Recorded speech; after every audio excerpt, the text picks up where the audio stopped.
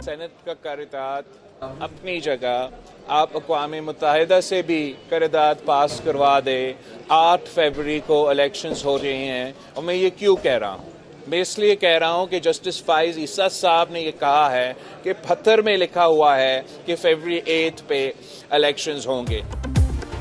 Supreme court का वाज़ेह फैसला है, इंतखाबात 8 फरवरी को ही होंगे।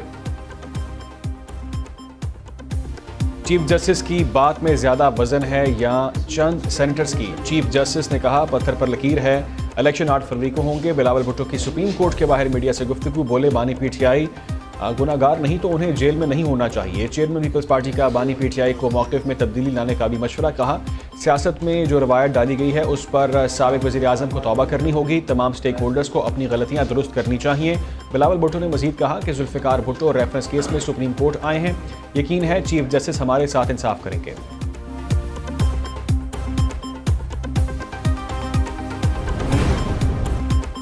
क्या आप चाहते हैं 100% कागजात मंजूर हो जाएं? हम आरओज़ को ये नहीं कह सकते किसी के कागजात मुस्तरद ना करें। आपने दरख्वास्त के जवाब में आई रिपोर्ट पढ़ी है, इलेक्शन कमीशन ने गलत बयानी की तो तहरीरी जवाब जमा कराएं। आप यहाँ खड़े होकर रिपोर्ट मुस्तरद नहीं कर सकते। चीफ जस्टिस काजी फाइज ईसा के लेवल प्लेइंग फील्ड ना मिलने के केस में रिमार्क्स। पीटीआई के वकील लतीफ़ खोसा बोले हमें अभी तक जलसा करने की इजाज़त नहीं मिली, दफ़ा 144 लगाकर हमारे खिलाफ कार्रवाई हो रही है। चीफ जस्टिस ने कहा आप अपने दुखड़े ना रोएं बल्कि बताएं ये रिलीफ चाहिए।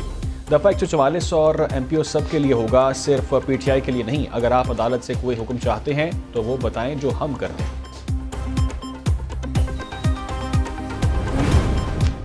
इलेक्शन कमीशन का काम इंतखाबात है, ये आपके ही बनाए हुए इदारे हैं, इनकी कदर करें। आप इल्ज़ामात पर तरदीद जवाब आने पर कहते हैं ये दुरुस्त नहीं।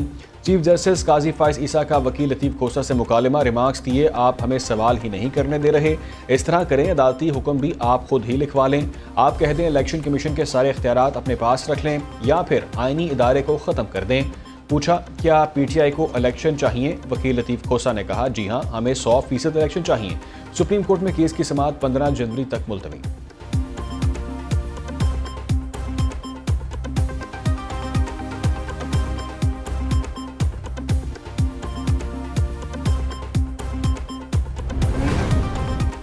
बल्ले के निशान का केस 10 जनवरी को समाअत के लिए मुकर्रर करने का हुक्म। सुप्रीम कोर्ट ने पीटीआई की दरख्वास्त समाअत के लिए मुकर्रर कर दी। वकील हामिद खान ने कमरा अदालत में कहा कल पेशावर हाई कोर्ट में यही केस मुकर्रर है। चीफ जस्टिस काजी फाइज ईसा बोले अगर 3 रुकनी कमेटी का मसला नहीं तो ये केस 2 दिन बाद लग जाएगा। पीटीआई वकला बैरिस्टर गौहर और हामिद खान की रजिस्ट्रार सुप्रीम कोर्ट से मुलाकात, दरख्वास्त फौरी समाअत के लिए मुकर्रर करने की इस्तदा की।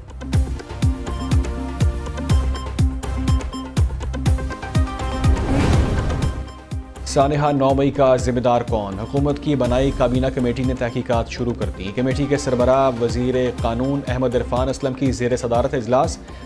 वज़राए अदालत और इंसानी हकूक़ शरीक। कमेटी का तहकीकात के हवाले से ज़वाबित कार का जायज़ा, मुख्तलिफ तहकीकाती इदारों से रिकॉर्ड मंगवाने से मुतालिक भी तबादला ख्याल। कमेटी ने 2 हफ्तों में तहकीकात मुकम्मल करके रिपोर्ट वज़ीर आज़म को पेश करनी है।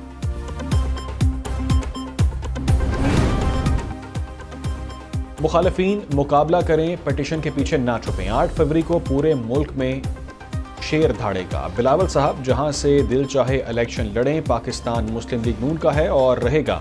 रहनुमा मुस्लिम लीग नून राना मशहूद की कराची में मीडिया से गुफ्तगू। उधर मुस्लिम लीग नून की क़यादत का इंतखाबी मुहिम का शेड्यूल आ गया। पार्टी का नवाज शरीफ 22 जनवरी को मानसीरात से इंतखाबी मुहिम का आगाज़ करेंगे। शहबाज शरीफ और मरीम नवाज मुल्क भर में इंतखाबी जलसों से खिताब करेंगे।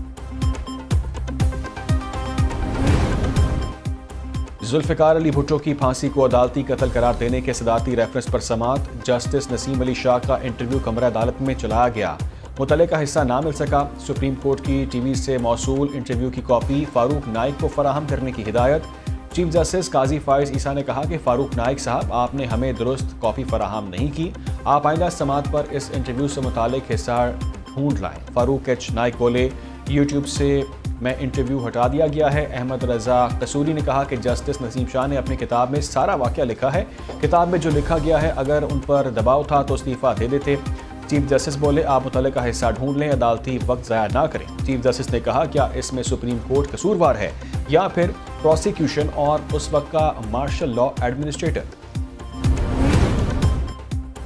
जुल्फ़िकार अली भुट्टो ने नहीं, उनकी बहन ने सदर को रहम की अपील की थी। सुप्रीम कोर्ट ने 4-3 के तनासुब से सज़ा सुनाई। बाद में एक जज ने कहा दबाव में फैसला दिया। अदालती मुआवन के दलाइल।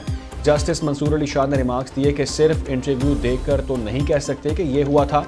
वाहिद नुक्ता यह है कि उस वक्त अदलिया आज़ाद नहीं थी। जस्टिस याहिया अफरीदी बोले, एक जज के इंटरव्यू से पूरी अदालत के बारे में यह तासुर नहीं दिया जा सकता कि तब अदलिया आज़ाद नहीं थी।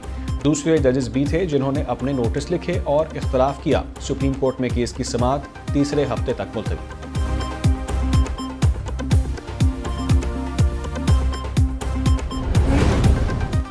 शहबाज शरीफ को NA 242 कराची से इलेक्शन लड़ने की इजाज़त मिल गई। रिटर्निंग अफसर का फैसला बरकरार। इलेक्शन ट्रिब्यूनल ने पीपल्स पार्टी रहनुमा मसूद मदोखेल की अपील मुस्तरद कर दी। साबिक वज़ीर आज़म के वकील ने कहा कि RO के सामने जो एतराज़ात थे वो मुस्तरद हुए हैं। स्टेट बैंक ने लिख कर दिया है शहबाज शरीफ ने तनख्वाह नहीं ली, कोई टैक्स, कोई वाजबात नहीं है। मियाँ अजहर NA 129 लाहौर से इलेक्शन के लिए अहल करार। नवाज शरीफ की NA 15 मानसरा से कागजात मंजूरी के खिलाफ अपील आज सुनी जाएगी। बानी PTI की NA 122 लाहौर से कागजात नामजदगी मुस्तरद करने के खिलाफ अपील पर समाअत कुछ देर में होगी।